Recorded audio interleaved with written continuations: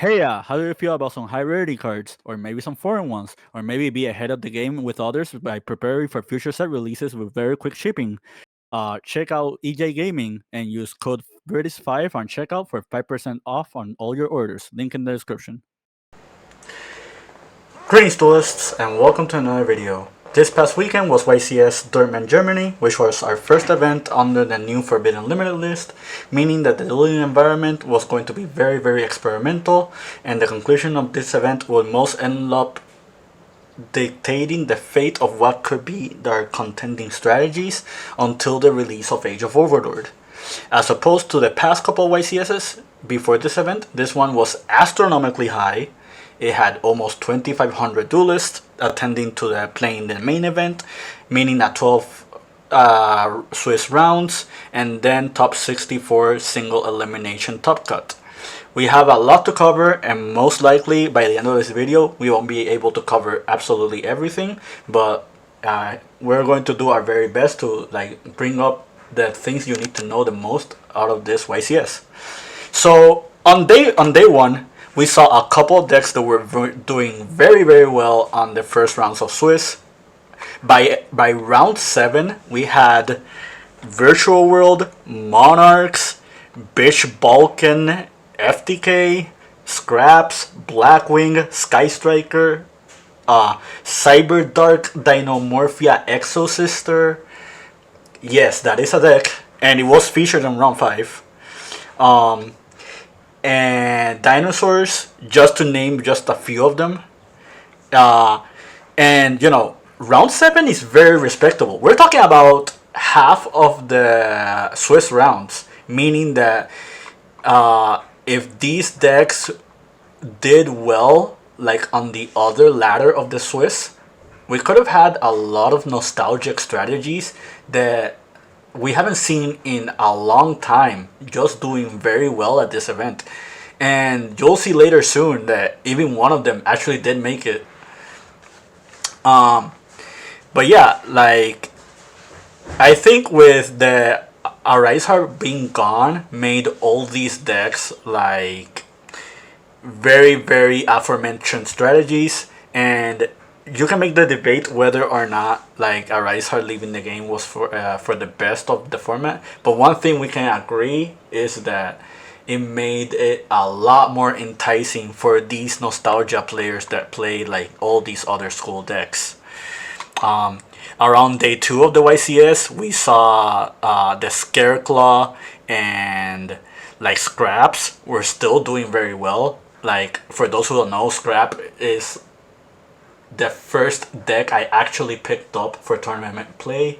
I started playing competitively on 2011 or 2010, and it was around the time Duelist Revolution came out, and Scraps was one of the main themes of this strategy, one of the main strategies from back then. So this is a very old deck that people could make the argument could not do well or fit into this metagame.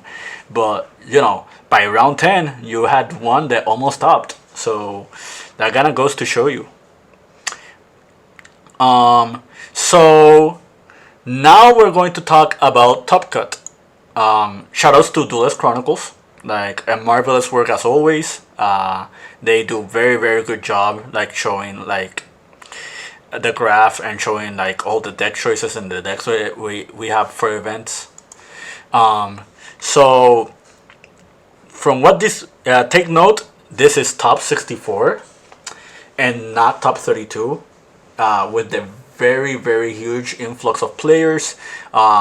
It was warranted to have a very respectable top cut. And if you look from this chart here and you look at the list, we have at least 20 different strategies that made it to the top 64.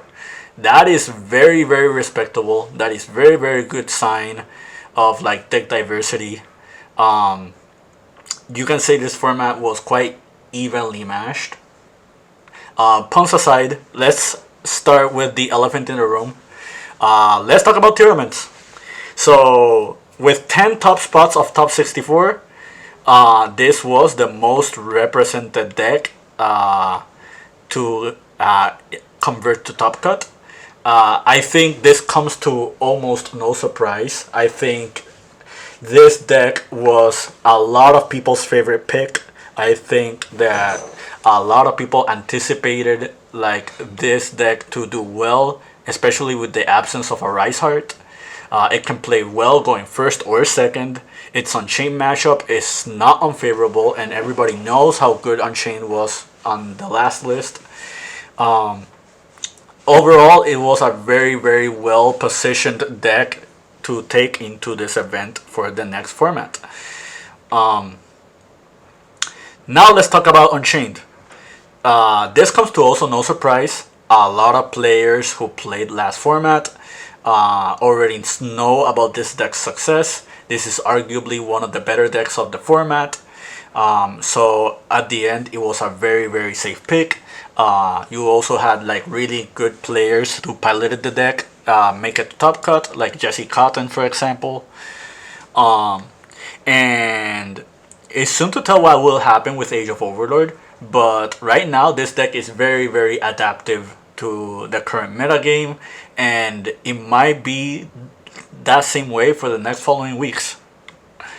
Dragon Link is in third place with 8 top spots.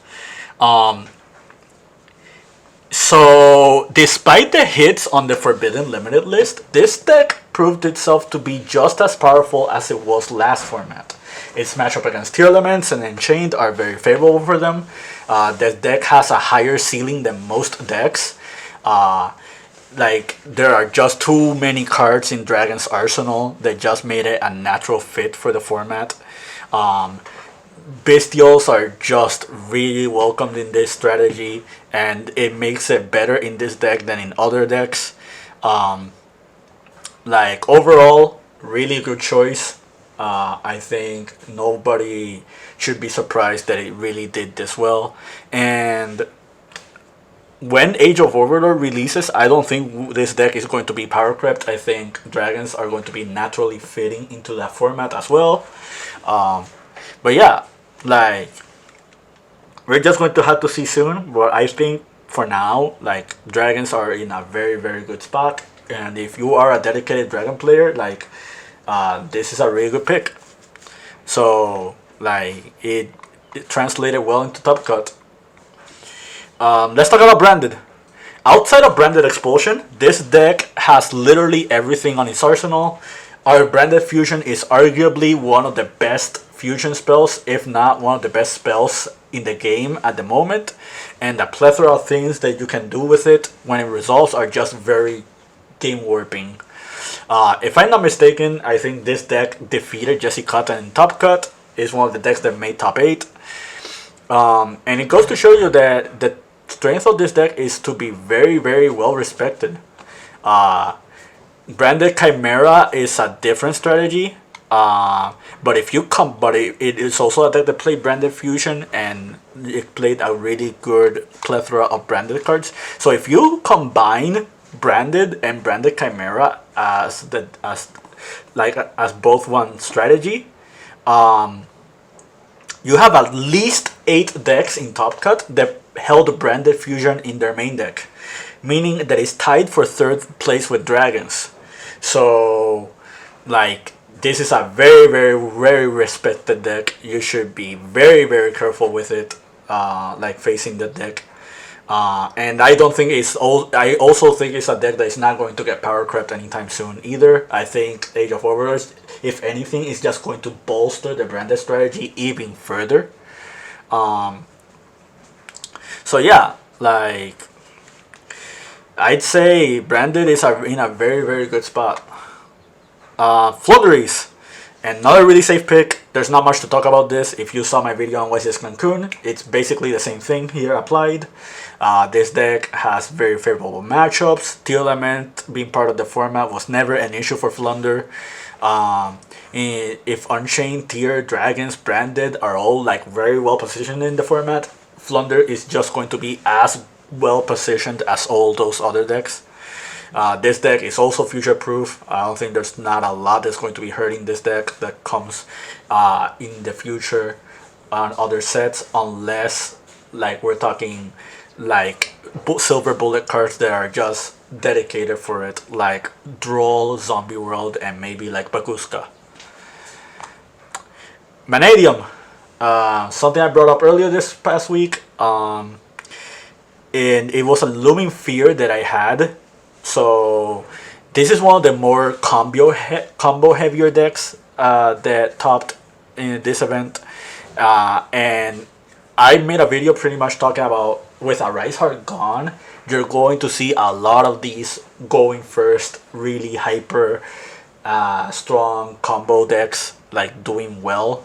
And we might be looking into a format where if you're not playing hand traps, you're not going to do very well, and these decks will dominate. I will get more on that once we talk about like the rest of Top Cut, but right now, Vanadium is just a really strong deck. It has arguably the highest ceiling out of all the decks here in the room, outside of probably Rika and Drytron. The games are almost one-sided if you don't get hand trapped. And post Day of Overlord, there's going to be even more support for this deck. So like, only time will tell, but very soon. But Vanadium is a very respectable deck at the moment, and you should be thinking about it when you're going to top tier events in the future.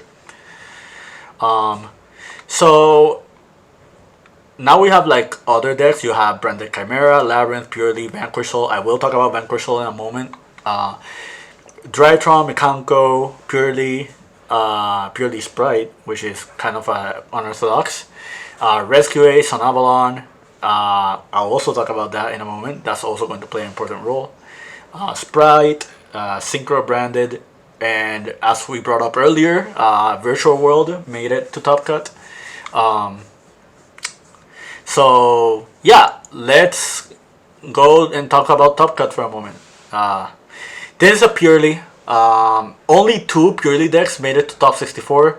But this is still a very respectable deck.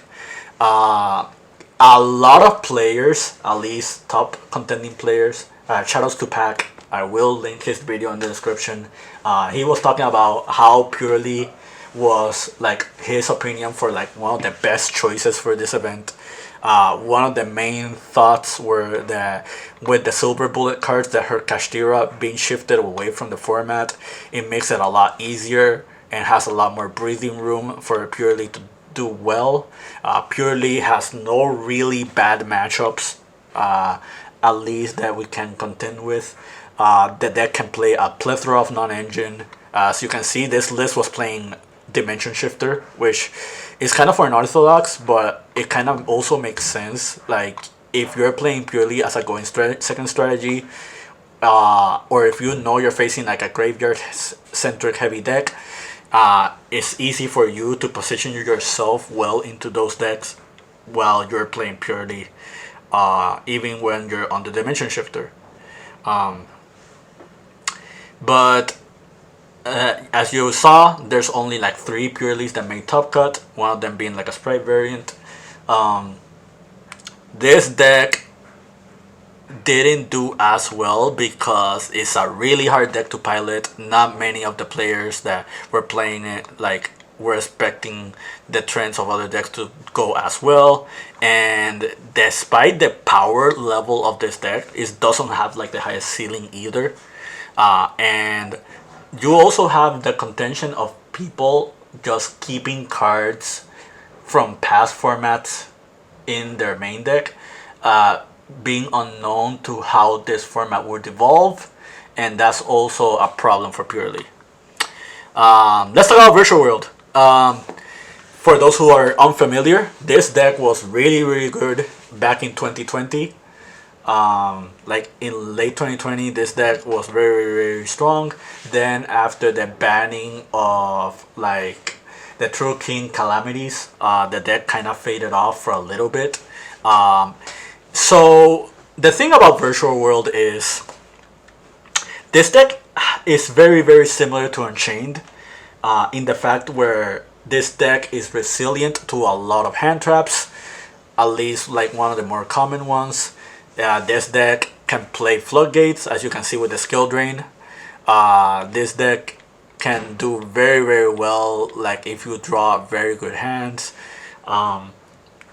And like if you look at this deck's extra deck, like those are very very powerful cards. Like Evolzar Ras is one example. The Crystal Wing, Virtual World QB Chen is a really good card this format. Like if you take like the branded decks, the tier element decks, and like the Vanadium decks, for example, like some decks that are very well positioned in this format, Dragon Link being another one. Like some of these decks just cannot handle the floodgate effect of QB Chen. So this deck did have a feature match in round 6 against Black Wings, and it won that feature. So I might comment on that in the future. But yeah, like in an environment where not many people are like siding really heavy against like a strategy like this one, this deck is more than welcomed. Like Emergency Teleport being a 3 also helps this deck a lot. That is one thing that the deck didn't have when it was at its prime, ironically enough. Yeah, overall, like very very solid. And this is pretty much a precedent that shows you that past decks and past strategies from a couple years back can be good in this format if you just know the format well enough, if you are very well positioned for it, if you like see what other people are playing and just like play properly for them. At the very very end of the day, it's like there's not really nothing stopping you from like doing well with these past decks. Let's go here even further. We see Branded Chimera. One of these Branded Chimeras did end up undefeated in Swiss. I'll find it very soon. It's in top 16. This deck is also really respectable. Age of Overlord is going to make this deck even better. Like as you can see from this list, he's playing Dragoon in the extra deck. Dragoon is a very very powerful card. He opted to keep the Book of Eclipse, which goes back to the purely argument, like purely discussion rather. Like just a very very solid deck list. Like this guy who made top 64 could have easily won this event depending on the matchup and how the match went. We see here like pure branded. This one does not have Gimmick Puppet. I know one of the list that topped did play the Gimmick Puppet lock. 2 copies of Branded in Red is kind of unorthodox. I think most people only play 1. But it's still really cool. Also, take note, it's 47 cards in the main deck. Like, usually with these decks, you don't see more than 45. You also see the Dark Magician here. So this deck also makes Dragoon. Very, very powerful. Here's another branded. Here's one of the Vanadium players.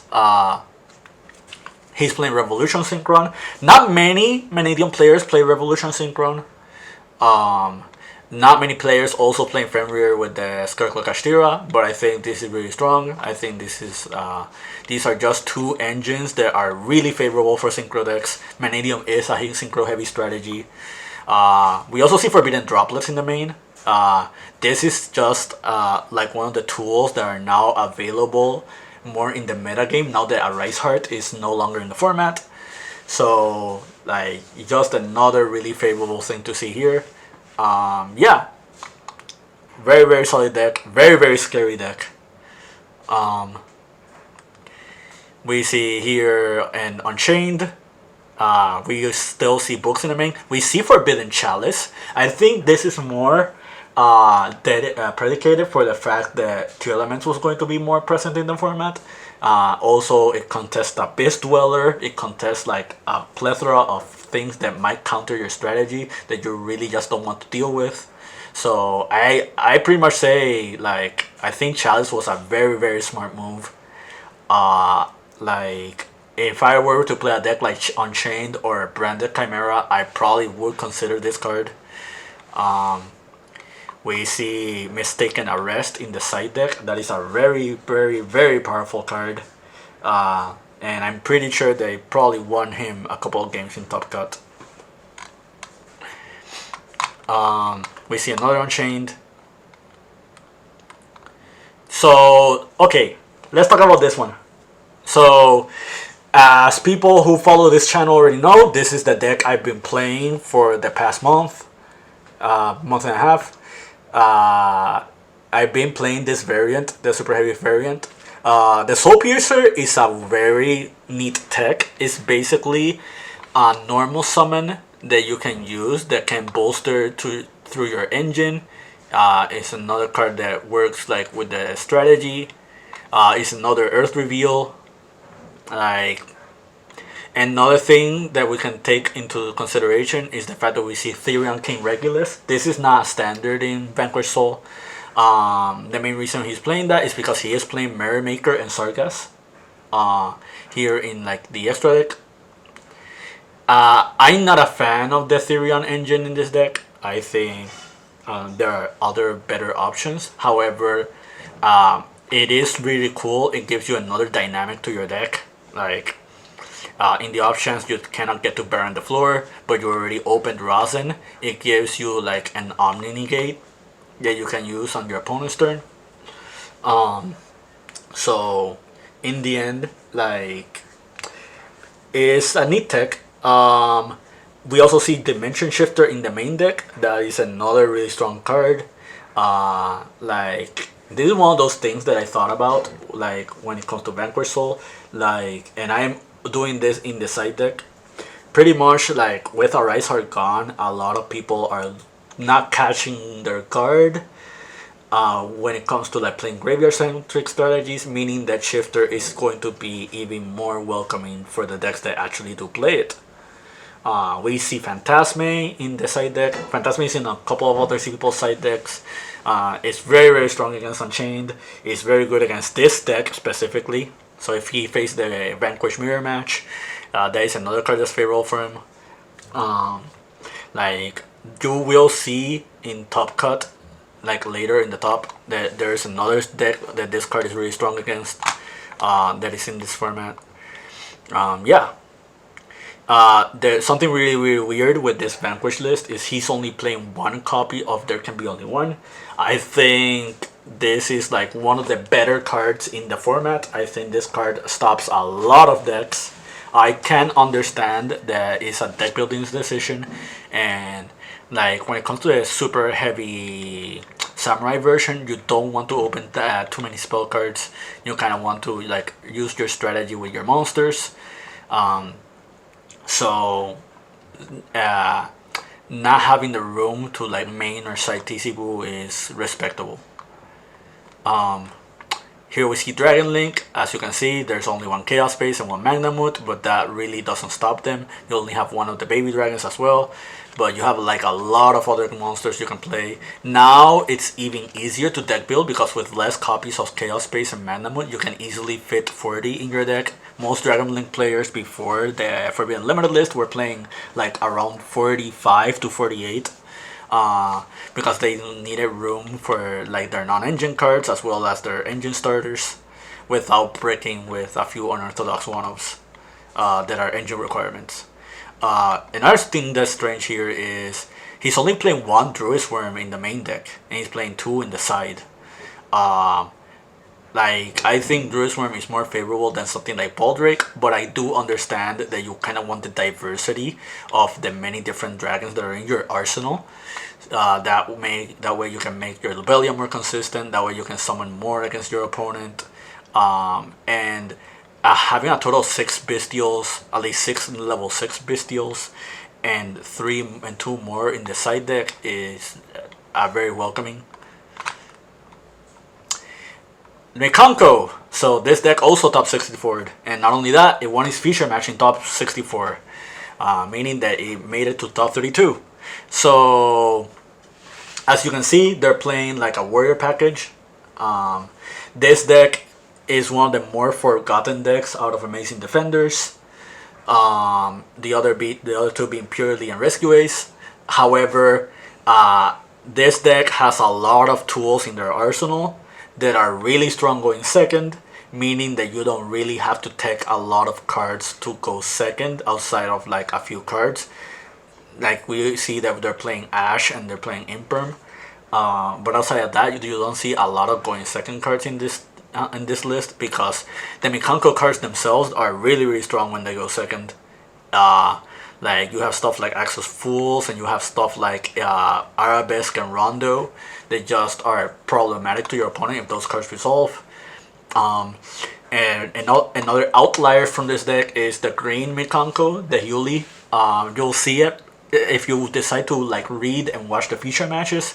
You will know that like this Mikanko specifically makes it so your opponent cannot target most of your cards, and that's something that a lot of people do not respect. Like that's really really strong. It means you cannot get Book of Moon. It means you cannot get Fenrir. It means that you cannot get like targeted with tier effects. Rescue Ace becomes a problematic.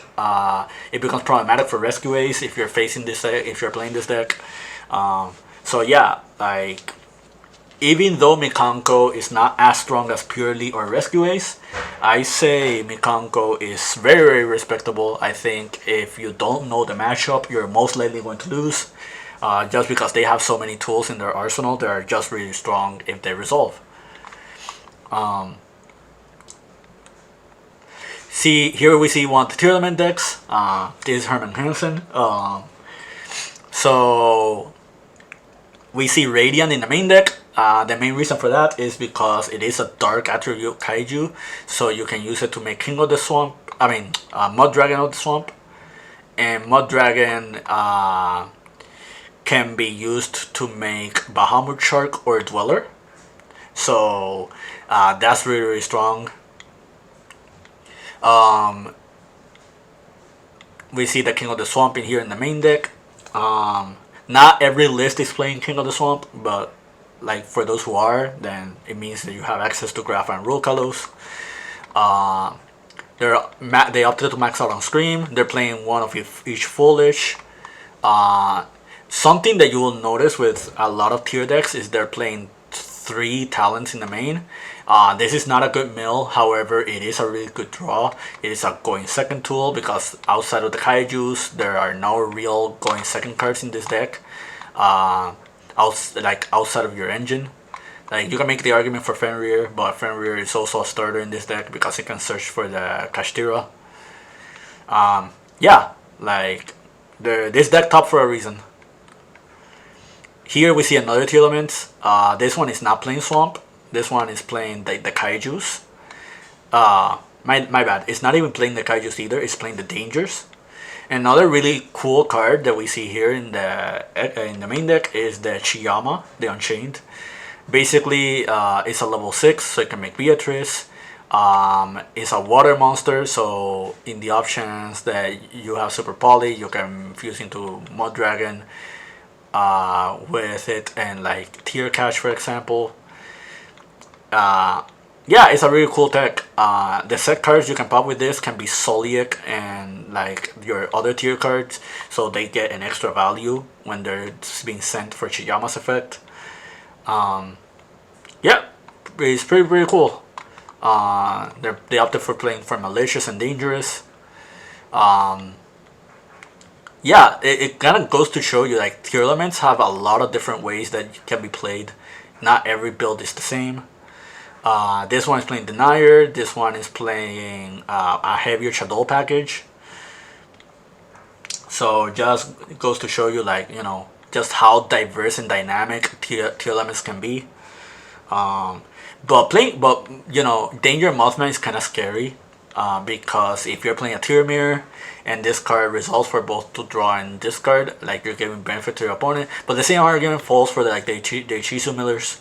I guess this is one other reason why tier elements is hard to contest into Top Cut.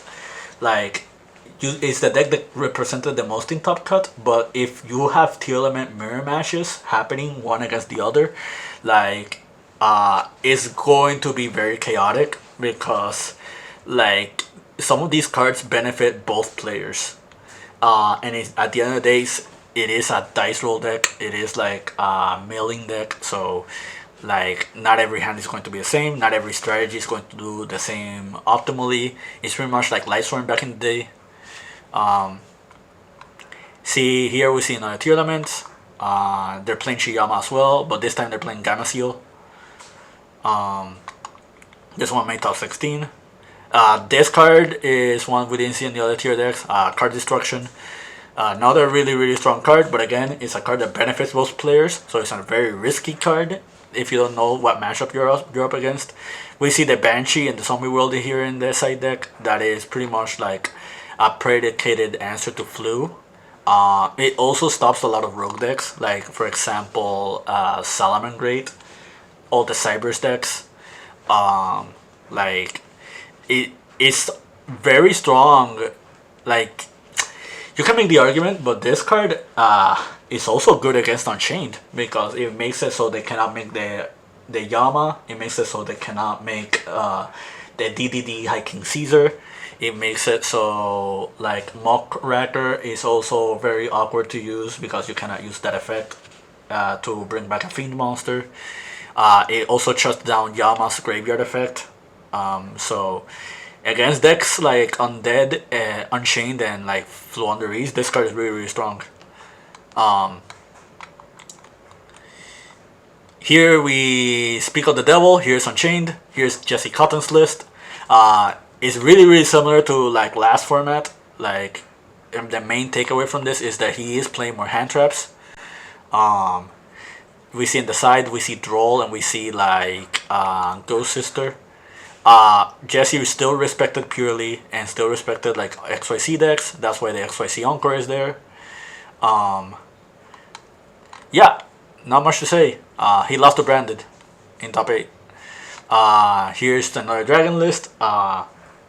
I think this is the last dragon that made top cut, and then it lost in top 16. It lost to Flu. We see XYZ Encore still in the side deck. Artifact Lancia is another strange one. However, it makes a lot of sense if you think about it. It shuts down Bestials, it shuts down the Dragon Mirror Match, it shuts down Floowandereeze. Like, if he ended up playing against the Virtual World player, this is a card that strangely beats the Virtual World as well.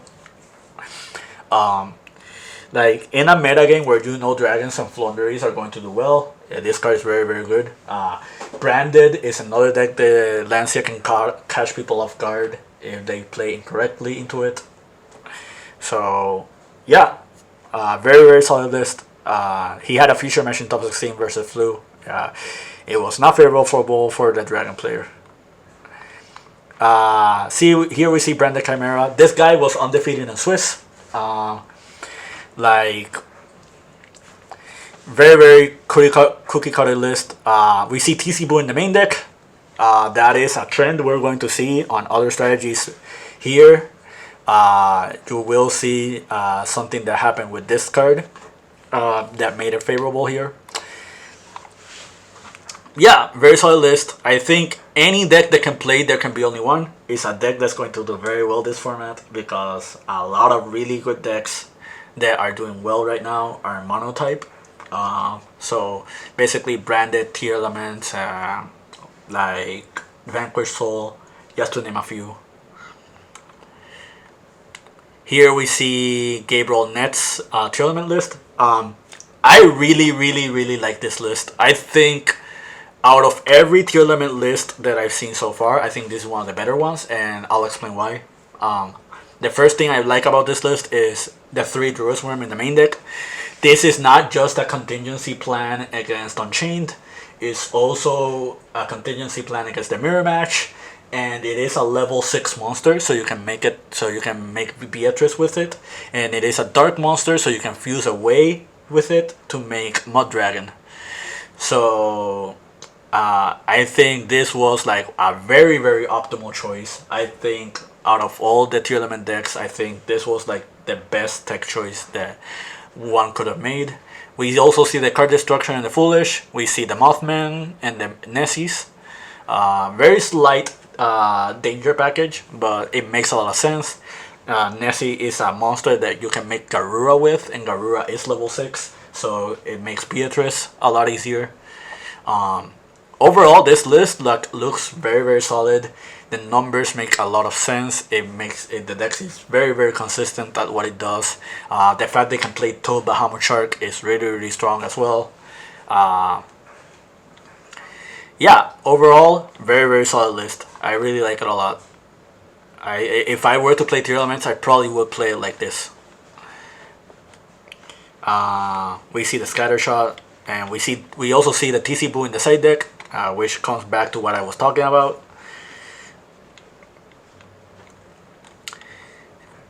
Here we see Unchained in top 4. Very cookie cutter list. Not much to say. We also see Ash and Imperm in the main deck, like Jesse Cotton did. Duster in the main is a little more strange, but it makes a lot of sense. Another really cool card that we see here, and I'm very happy that people caught on to this, is Diddy Crow. As you already know, I've been playing Diddy Crow in my Vanquish Soul list for a good amount of time. I think this was a very, very strong pick.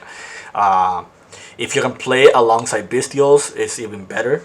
The real argument on Diddy Crow besides Bestial is the fact that it can hit spell and traps, so it's really good against the purely matchup. It can also work even under the High King Caesar. It can hit non and light and darks, so it can hit the Shiyama. Just a really, very favorable tech. Yeah, not much to say about Unchained. Now let's talk about the two main outliers. So on second place we have Vanquish Soul. Obviously, I'm really happy to see this. I've been playing this deck for a while, for a long time. This is like been my deck choice for a good amount of time, and I saw some of these guys' feature matches. Lucas did phenomenally well. I will talk about Top Cut in a moment. TC Boo being here in the main deck is just like, again, one of the main selling points of this deck. Like, it can pretty much say solidified a lot of matchups. Diddy Crow in the main, another thing that really helped this deck. We see Ghost Bell as well. Ghost Bell is a little bit more unorthodox. Not many people thought about Ghost Bell as a like idea here in this strategy. However, it makes a lot of sense if you think about it. It's very good against Branded. It's very good against Tier. It's awkwardly not bad against Florendurese because it stops the S3 from doing its effect. It stops like other cards that work in the deck. So yeah, we see the Fenrir and the Rise Heart. I'm not a fan of this engine, but it really worked out for him. I do like the Infernoble arm. I think this is something I'll probably do in the future. And remember, just remember, this deck gets more support in Age of Overlord. So yeah, you shouldn't discount this deck by any means. But yeah, now let's talk about the winner. Let's talk about Julius with Recast on Avalon. So Recast on Avalon took the entire event. This is its first YCS that it won. But for those who are familiar with this deck and know its track record, you already know that this deck has been doing well in Europe, and pretty much the same thing that happened at the finals of this event is something that we saw in past events in Europe. I think this deck is really, really strong. It has a very high ceiling. Like, if all its plays resolve, a lot of decks cannot stop it. I think this deck is favorable going second as well. As you can see, there are a good amount of going second tools like Droplet and Thrust, as well as hand traps, and you see the one Kaiju. like, yeah, like it's just really really strong deck. Much respect to both players. I will make a separate video like commentating over the match between these two. I not going to, like, for those who haven't seen it, I'm not gonna spoil it, but my only comment on this is that this game could have been anyone's game. Anyone could have won this event. Lucas had the same amount of chance of winning as Julius did. I think player knowledge and like player composure was really really key to this finals, and how it ended up. Another thing to note, both these players, Julius and Lucas, this was their first YCS top, and in Lucas' case, this was his first YCS ever attended. This is a very very good sign for the game. It means that, like, if you're knowledgeable enough at this game, you're going to do well with your deck choice. If you know what you're doing against the top matchups. Like, I saw Lucas' feature match in top 8. It was against Gabriel Nets. For those who don't know, Gabriel Nets is a very, very, very respectable player. Like, shout outs to the disciples. And for Lucas to beat Gabriel on his first YCS, like, it goes to show you like how much he knows about like what he's doing with his deck. Like, it goes to show you that even a deck like Vanquish Soul, which is not on a lot of people's radar, can do very very well if you're familiar with the matchup, if you draw the right cards. Like, the deck that he had was very teched out to beat tier elements, so it was very favorable for him to begin with. But yeah, like, this game is going to be very very rewarding for people who, like, recognize these strategies. And like, if we can take something away from the virtual world player, like, that make top cut, it kind of tells you that, like, this deck, I mean, like, this game can favor you if you play matchups, if you play decks and you play like strategies that people are just not familiar with. But that's pretty much it from me. Like, our next major event is going to be Indianapolis, which is going to take place after the release of Age of Overlord, meaning that our format is going to change a little bit periodically. I'd say we're in a very welcoming format, and yeah, like, expect a lot more content involving that set. Expect more content involving like the game in general. Thank you for sticking around and like listening. Keep practicing and keep doing.